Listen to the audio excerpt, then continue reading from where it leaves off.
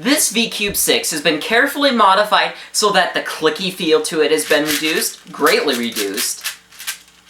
The popping rate has also been reduced, so it only pops like 1 in 10 solves now.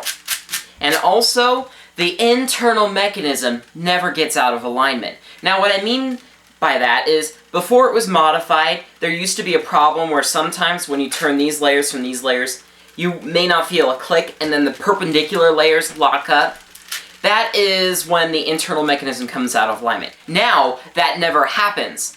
So basically what I did here is I sanded down a bunch of the pieces to get rid of the clicky mechanism, and then to keep the internal mechanism in alignment, I glued some pieces to the core along with fragments of pins. Seriously.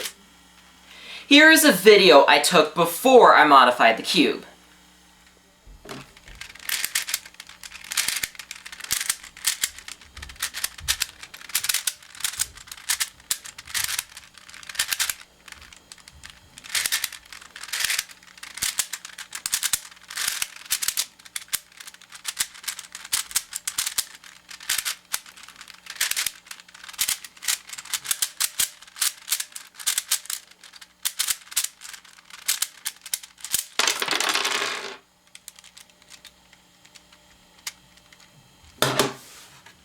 And here is the video I just took now of the cube after it's been modified.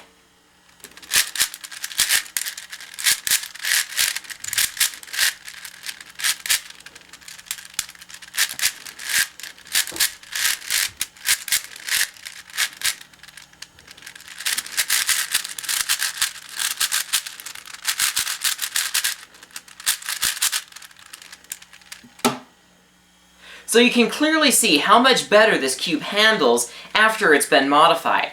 But you may be wondering, if the cube can be improved, then why didn't the VCube company just apply the same thing to it? Well, let me show you, demonstrated on the VCube 7. And for your information, this has hand-cut tiles on it. As you may know, the VCube 7 uses the same mechanism and the same amount of pieces as the VCube 6. It's just that all three of the inner layers on the VCube 7 are hidden below all of the other pieces on the VCube 6. And you simply can't grip this layer because it's hidden below all of the other layers. And a problem that arises, see, when this layer gets out of alignment, you can't do anything about it. So when you try to turn these layers and these layers, it locks up. The internal mechanism gets out of alignment. So what the VCube company did to counter that is they added in a clicky mechanism. So that way this middle layer stays snapped into one of the parallel layers. And when it does that, when you grip just these three layers, it will automatically stay connected to the middle layer. It will be released from one of them and stay snapped into the other one. But that is not 100% efficient. So what I did is I figured out a way by simply gluing two pieces to the core and gluing pin fragments, as I said before, to the core. And that keeps the internal mechanism in alignment. And then you simply don't need the clicking mechanism after that. So don't miss your chance on this cube and place your bid today. But I will not be shipping this thing out of the United States, so I will not sell it unless you live in America. The last item I sold on eBay never got to its destination because the guy lived in Canada. And I will be using FedEx Ground instead of USPS, and I will be charging just an even $10 flat for shipping this.